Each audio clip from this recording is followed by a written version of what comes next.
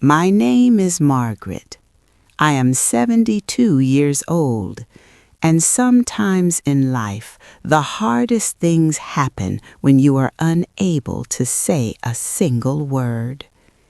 My story begins on the day I went into surgery. The doctors told me it was important, but there was nothing to fear. So I trusted them, and I trusted life. I remember lying there under the bright lights. I remember the soft voice of the nurse telling me that everything would be all right. And slowly, as the anesthesia took over, the world faded away. I closed my eyes, believing that when I woke up, life would be just as I left it. But it wasn't. While I was asleep, while I was completely unaware of anything happening around me, my own family filed for guardianship over me. Papers were signed, decisions were made, and my life quietly slipped out of my own hands. When I woke up after surgery, I felt tired but grateful to still be here. I smiled when the doctor said the procedure went well. I thought that was the only battle I had to face. I was wrong. A few days later, a woman I had never seen before entered my hospital room. She carried a folder in her hands and spoke in a calm, careful tone. She said, "Margaret, your family has filed for guardianship. I'm here to explain what that means." At first, I didn't understand. Guardianship? What for? I was confused and my heart felt heavy, not because of surgery, but because I suddenly felt like a stranger in my own life. She explained that my family believed I could no longer manage my own affairs, that they wanted the legal power to make decisions for me, and they started the process while I was under anesthesia, while I didn't even know what was happening. I felt the room grow colder. I have always been independent. I cooked my own meals. I paid my own bills. I forgot things sometimes, yes, but I was still myself, still capable, still aware. And now, suddenly, that was being questioned. When my children came to see me, they spoke softly, almost too softly. My daughter said, "Mom, we were worried." My son added, "We just want what's best for you."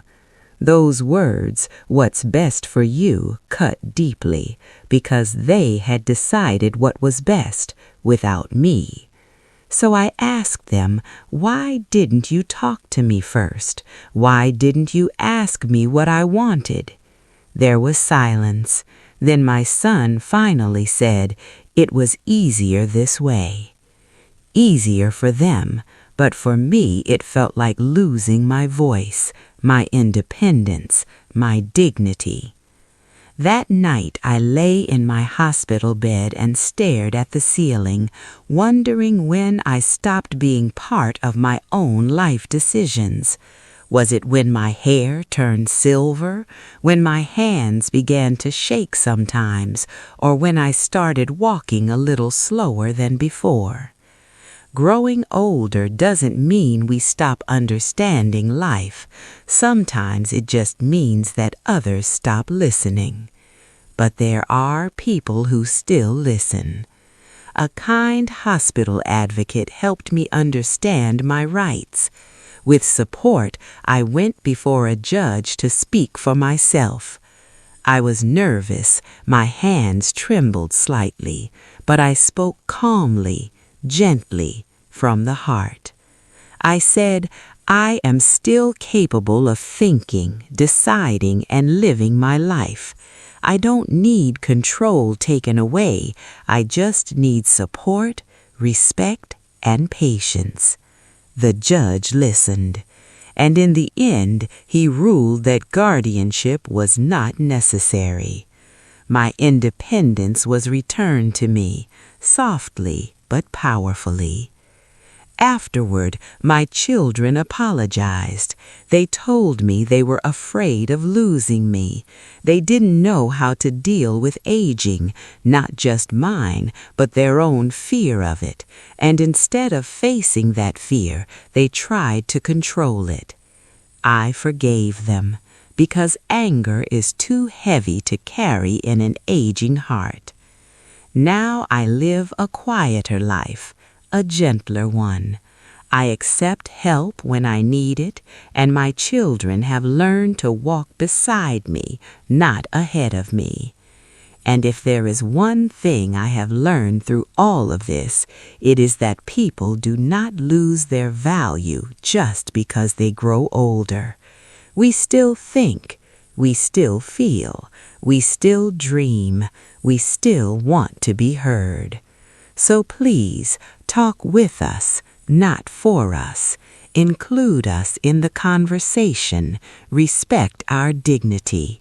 Because once it is taken away, it is very hard to get it back. And that is my story.